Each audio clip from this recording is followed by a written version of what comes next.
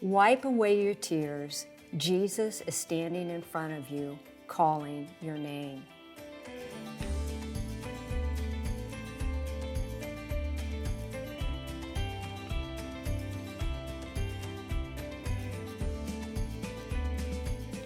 Do you ever think you are no good?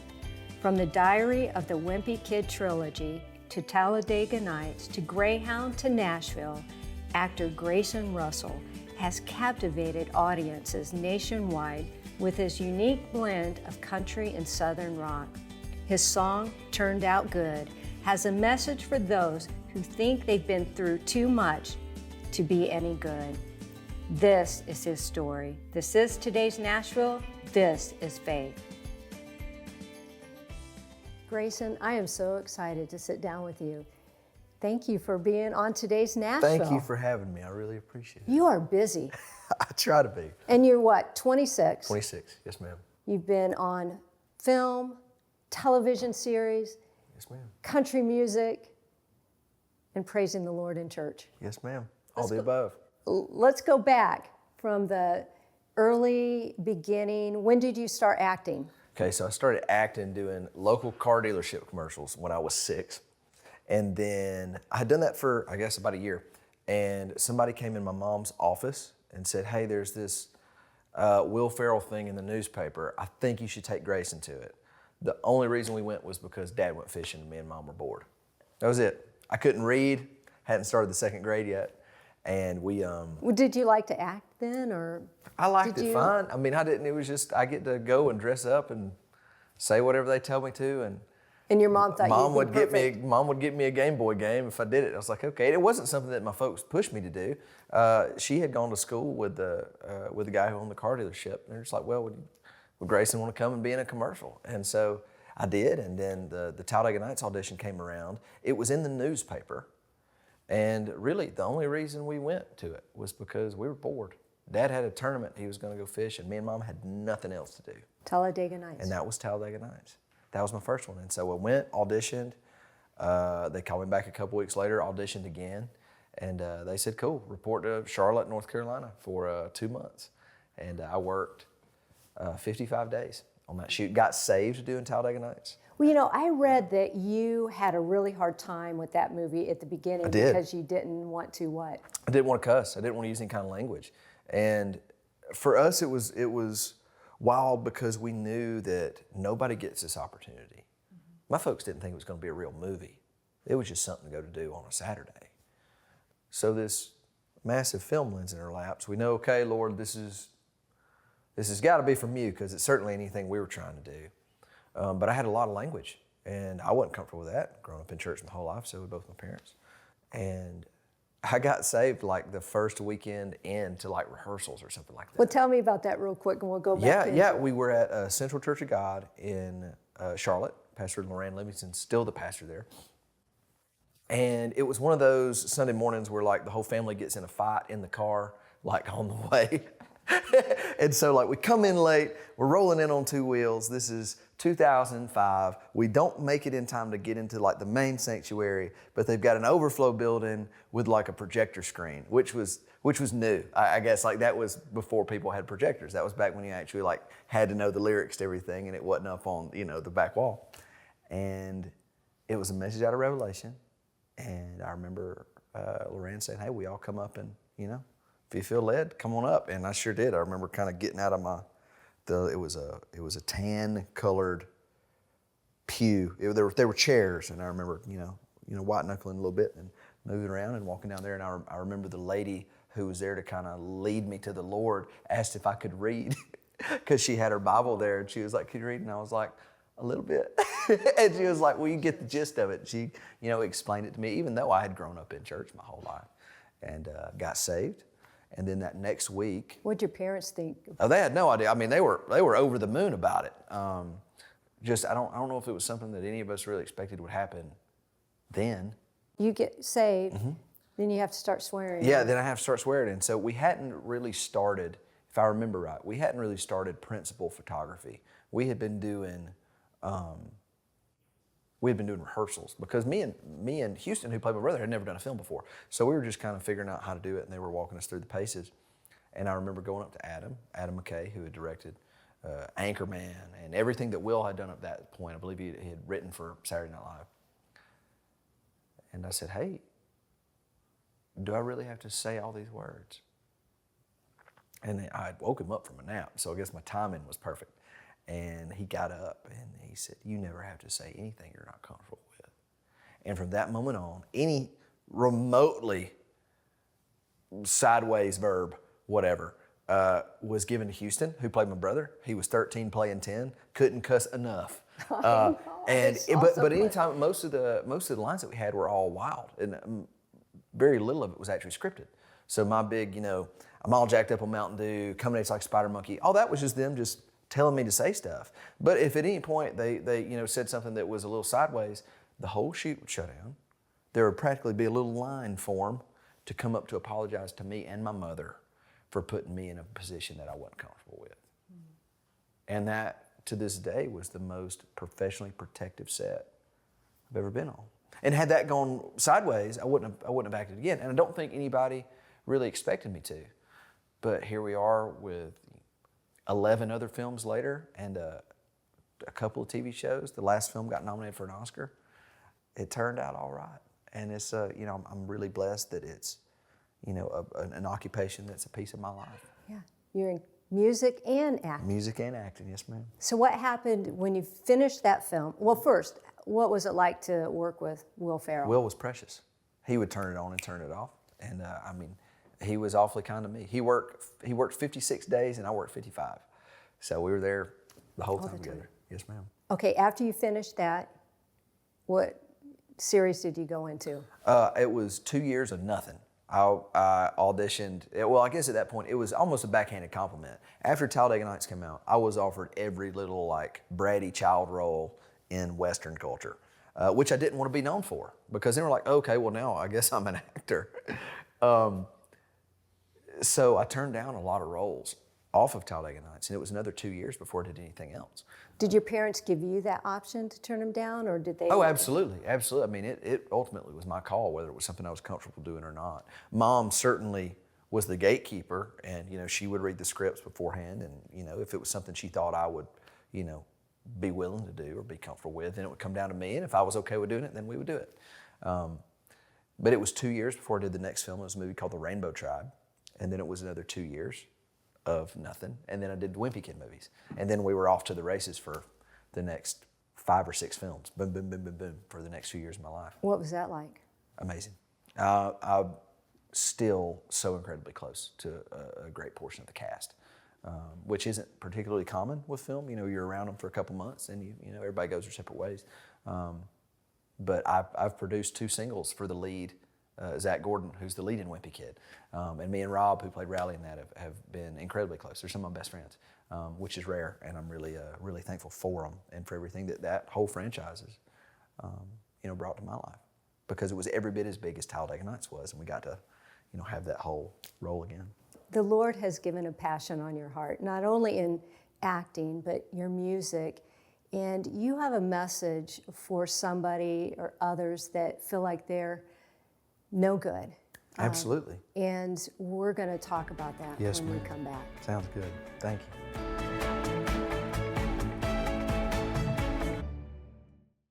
Grayson, after the diary of the Wimpy Kid, the trilogy, where did God take you then?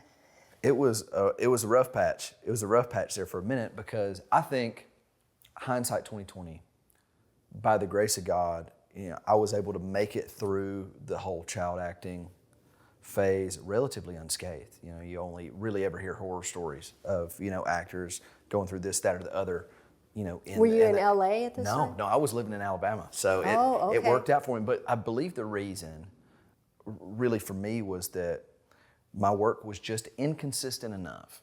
I wasn't working near as much as I wanted to be, because once you start, it's like, okay, cool, this is a new thing. But like I said, Talladega Nights, 2 years of nothing. Rainbow Tribe, 2 years of nothing.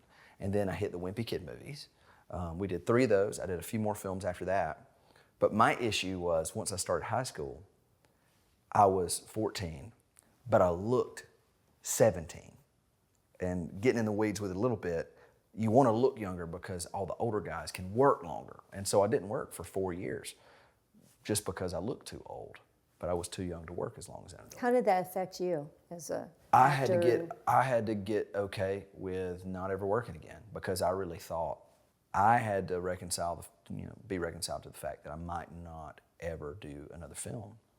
Thankfully, though, that helped me pull, the bits of self-worth that I had that was tied up in film out of there. And I got to the point where, okay, if, most people in this field, if they get to hit it big, they get to hit it once. And when they do, they're Morgan Freeman's age doing Driving Miss Daisy. And all the people that have supported them up to this point, their parents and their grandparents that have, raised this starving artist, aren't around to see them do it. And at that point, as a 14-year-old, I had hit a level with Talladega Nights and with 3 Wimpy Kid movies that my folks got to see me do that. And I got to a point where I was like, you know what? If I never work again, I got my money's worth. And 3 years after that, I did a movie called Greyhound with Tom Hanks that got nominated for an Oscar. And I got to do it again. And we hit this relative level 3 times. And, my granddad was still around to see me do that. What was it like to work with Tom Hanks? Tom Hanks was precious. He was a big Talladega Nights fan, which blew me away. It was the hardest shoot he had done, hardest shoot I had done, which made me feel better. We spent 2 months in Baton Rouge, Louisiana. The film takes place in the North Atlantic during World War II in February. But we were filming in April in Baton Rouge, Louisiana, dressed like it was February on the North Atlantic. So I had on 4 or 5 different layers of wool, everything, made for World War II. But it was 94 degrees in Baton Rouge. So it was an arduous process, but it was worth it. It's the shoot I'm the proudest of, because it was the hardest one to do. We worked 16s for the better part of those 2 months, which couldn't be any farther from Blue Ridge, the show that I'm on now, where we work 10s, 5 days a week, good to go. It's super lighthearted, and which really kind of opens up a little more room for you to be more creative, because you're not as stressed about the physical, limitations of what you got going on. With Greyhound, there's not another job. Because people ask me all the time, do you prefer singing, or do you prefer music over acting, or which one? And I always tell them, there's not another job that I can have where I can be dressed for World War II, get yelled at by Tom Hanks, get nominated for an Oscar, and put myself through school so my folks don't have to. There's not another occupation I can have where I get to do that. But I'm playing somebody else. I'm stepping in the shoes of Franklin Stagg's signalman second class on the starboard side of the USS Kidd. That's not my actual life. But when I do my music, I get to be me. You get to be you. And talk about the things that I've lived through, good, bad, indifferent, the things my family's lived through, like turned out good. Try to provide what wisdom I have figured out and go, hey, y'all, this sounds like a good idea, and it's absolutely not. So don't do this. And, that version is called Go Cry Somewhere Else. But you're 26 years old, yes, and so much you've gone through already. Yes, ma'am. Let's talk about Blue Ridge. Blue Ridge has been one of the biggest blessings, certainly of my adult life and career. It started out, season 1 is out now. It's on Peacock, so you can go watch it. It's Blue Ridge, the series. There's a movie, but the series is the one that I'm a part of. And so I played Dwayne Dixon, which is like the Festus kind of village idiot character, which I love. It's easy. It's easy for me to come in and play the village idiot. It started out, they wanted me to come in for 2 episodes. They added me into a 3rd, and now by the grace of God, I'm a series regular on a show that's on a top 10 network, which I never thought I would do. Growing up, I did film almost exclusively because I didn't want to move the family, off to some strange place for years at a time. Are they still in Alabama? They're still in Alabama. Everybody lives on the same road for the most part. But once I graduated high school, and certainly after college, I was far more open to like, okay, cool, I'm going to go live somewhere else and work in this episodic. And so we've been back and forth. We started filming season 2 in September, and we'll wrap up next week in April. So 8 episodes, I'm in every one of them, which is wild to go from, it's all the good Lord, to go from, hey, we just want you to come in for a couple episodes to tell me about the series. What is it all So about? It follows the local sheriff, Justin Wise, played by Jonathan Sheck from That Thing You Do, who also worked with Hanks. It's cool how many mutual connections we all have. He's a retired Special Forces and is the sheriff of Blue Ridge. And it essentially is like a mountain justice cop drama family show where I usually cause a lot of problems, and then inadvertently, sometimes I help fix them, sometimes I make it worse. And it just follows all the happenings that goes on in this, kind of backwoods corner of the world. Tell me how you went from acting, because you get this question a lot, to your music. So it's actually the other way around. I started traveling doing gospel with my folks when I was 5. They had sang Southern gospel and bounced it around the better part of Alabama doing that on the weekends. Talladega Nights didn't happen until I was 7. By that point, I had started another band that was a Bee Gees cover band. So music was always a huge part of my life. When I was 2 years old, I wanted to be George Strait. My first memory on this planet is at the Opry, as a 2-year-old Old Crow Medicine Show was playing the door. I'd always wanted to have a band, be in a band. Once, I saw my folks do it. And then when film kicked off, that's always opened more doors for the music to kind of take place. And I just really started leaning into it over the past few years. Well, the past 8 years is how long I've had my Southern rock band now. You have a new single coming out. Yes, ma'am. What's the title? So I've got one that's out right now. It's called Go Cry Somewhere Else. I've got a new one coming out called Sing It Plain that is about how I went from music to acting, and acting kind of put some of the music on hold for a little while, and now we're leaning into that side of my life. And then Turned Out Good, the one you like, that'll come out for Father's Day. Yes, ma'am. We're going to talk about Turned Out Good because, again, a lot of people feel like they are not good enough. Yes, ma'am. And you have a message for them. Absolutely. And we're going to talk about it. You're going to sing about it when we come back.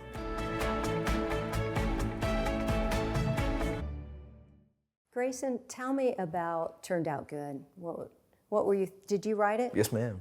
So it wasn't something I intended to write. I did a master's from seminary in counseling and was learning about how important the first couple of years of life are as to who you turn out to be.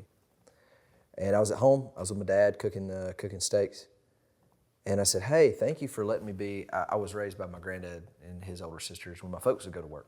So I spent a lot of time with a bunch of old people. And I said, hey, Dad, thanks for letting me be raised by all these elderly people that had nothing better to do than to worship the ground I walked on instead of, like just a sophomore. Because I understand now, like, how important that was as to who I've become. And my dad locked up and he started crying. He said, the only reason you were raised that way is because I was abused by my babysitter as a child and your mama doesn't know and nobody knows. And I want to remember my childhood, but I don't. I think it was good, but I don't know. And sucked it up. And I had no idea what to do with that. And at this point, Dad was 52, 53. He had held that in since he was 8 years old. Hadn't told us so. And I was in Walmart and was pushing a buggy, and songwriting's weird. Most of the time I get the lyrics and the melody at the same time. And this line came into my head that's in the second chorus of the song. And I didn't really know what to do with this bit of information because it's like, well, this is a horrible story to tell. How do I redeem it? Because my dad turned out good. And the only other story that I could think of in my own life was when my grandfather, he passed away in September, when he was 3 years old, he lost his mom. She got melanoma from picking cotton, and she died in her 30s. When he was 7, he got rheumatic fever, and it paralyzed him from the waist down. And so he just kind of scooted around on his butt. And he hadn't walked, I think, in 6 or 8 months, and he's about to die.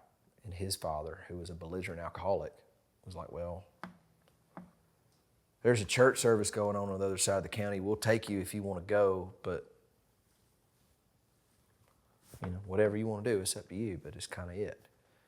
And they took him, and the whole family stands outside this church service arguing about who's going to take the kid in there because none of them want to walk in there. None of them want anything to do with the good Lord. And finally, my great-granddad said, well, forget all y'all. I'm sure it was more colorful than that. I'll take him. And so he comes stumbling down the aisle, this drunk with his 7-year-old paralyzed child. And the evangelist said, hey, what's wrong with him? And he said he hadn't walked in 8 months. I said, okay. In the name of the Father and Son and the Holy Ghost, put him down and let him go. And my granddad took off running. No rehab, no atrophy, miraculous healing. Boom. Whole family converts, builds the church I was raised in. Which is why something as simple as cussing in a movie was such a big deal. Because we'd seen the other side of You have what it's like to be holy and separate, and you know what this in the world and not of it line is, and that's in this case is crossing it. You want me to play it for you? Yes, play a little bit for me. I'll do it. It's called Turned Out Good. Hope y'all like it. Oh, he was blue collar for most of his life, was the youngest of 6 with 2 kids and a wife, and you'd never know it if he walked in the room. He'd work nights to bring home the bacon, and he only had a 10th grade education, but he's probably the smartest man I ever knew. They used to make t-shirts and they'd stick me in a box. He'd sing Big Bad John, walk me through the shop, and he always made me feel 10 feet tall. But sometimes I'd look into his eyes and they'd seem old. And just by looking, you'd never know that his mama died when he was 3, got cancer picking cotton, fell down in the weeds, and he wasn't tall enough to see what was going on. At 7, he got paralyzed from the waist down, 'cause the fever took his legs so he'd slide on the ground. But they took him to that tent revival and they all watched him run. So you can't tell me that there ain't a father and there ain't a son.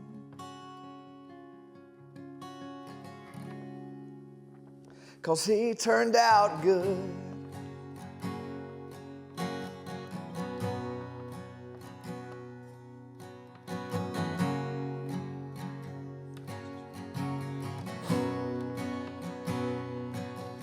Oh, he's worn a tie for most of my life, built a house with his hands for his kid and his wife, and I think he'd rather die than retire.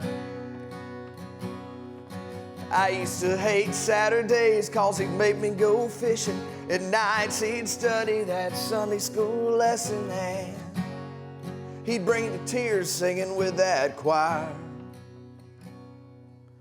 But sometimes I'd look into his eyes and they'd seem old. And just by looking, you'd never know that when his mama left his daddy, turned on to liquor, and that kid got abused by his babysitter, and now he can't remember most of his childhood. But he grew up and married an Alabama queen. Now his kid's in the movies and he's chasing his dreams. And my daddy made a life for all of us the way that he should. So you can't tell me that you've been through too much to be any good. 'Cause he turned out good.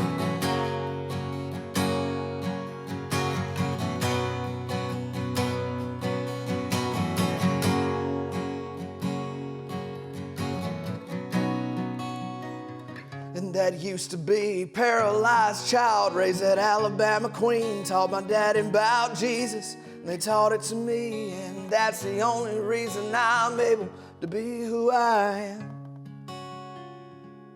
So you can't tell me that there ain't a father and there ain't a son, and you can't tell me that you've been through too much to be any good.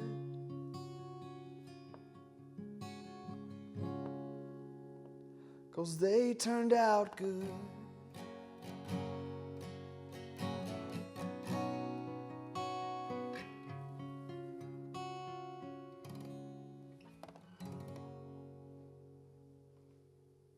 Thanks, Grayson. There you go. Powerful. Thank you. Beautiful. Thank you. And it's not out yet. No, it's not out yet. It comes out Father's Day.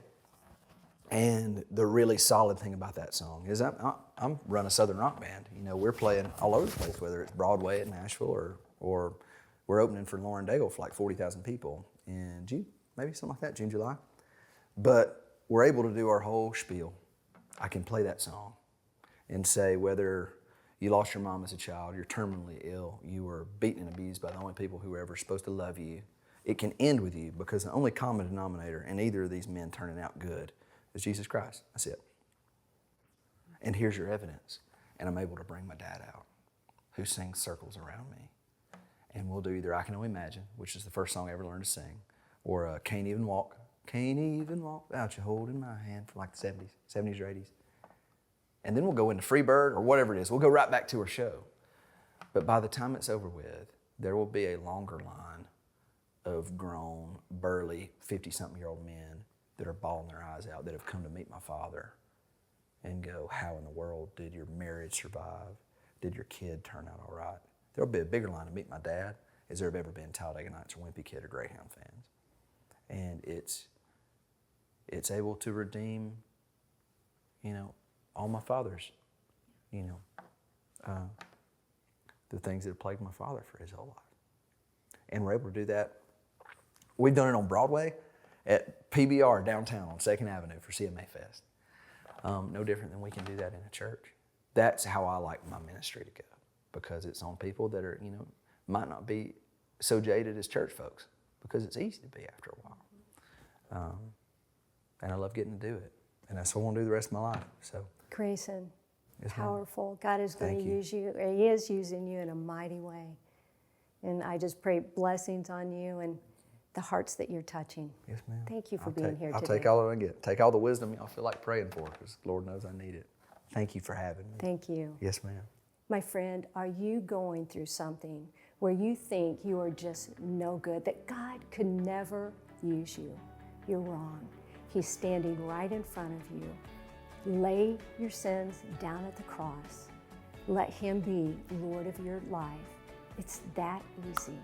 Do it today. This is today's Nashville. This is faith.